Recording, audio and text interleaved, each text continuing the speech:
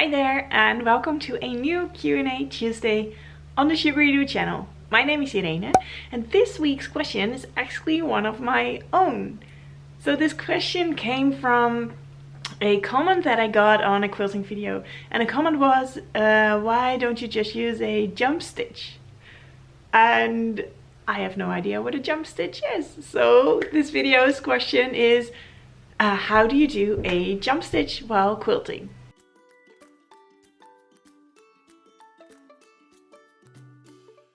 So I just googled jump stitch and found out that it's actually an embroidery stitch used for machine embroidery, I think. It sounds super useful for quilting. So it is a stitch that you can use when you want to move from one part of quilting to another part of quilting without cutting your thread and having to connect the thread at the new position. So let me just try this out on my Q16 and show you how it works. Here we go. So I have a test piece for quilting and I have some blue thread in here so you can see what I'm doing. So I will secure my thread and I'll just make maybe kind of a flower.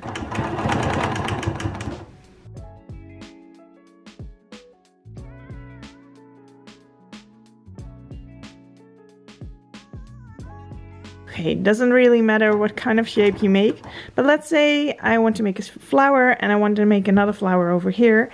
Then I could secure my thread with just a few stitches in the same spot and then cut my thread and then bring up my bobbin thread again over here and start again. But the jump stitch is that you just leave your thread in here and then as you secure it in place over here, and then I can just start again.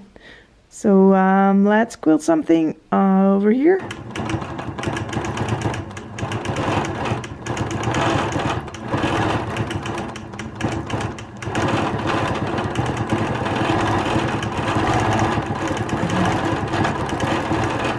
Okay, so it really doesn't matter what kind of quilting I'm doing, just for the purpose to show you the jump stitch. So this is the jump stitch, and since I secured it over here and on the other side, I can just go ahead and clip this.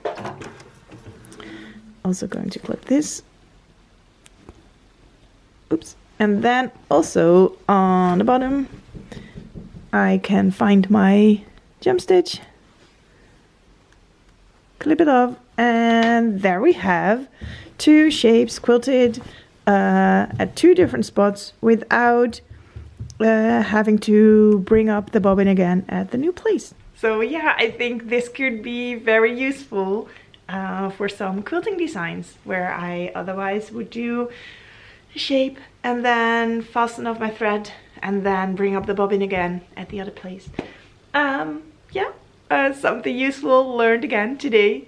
Thanks for the suggestion to try out a jump stitch.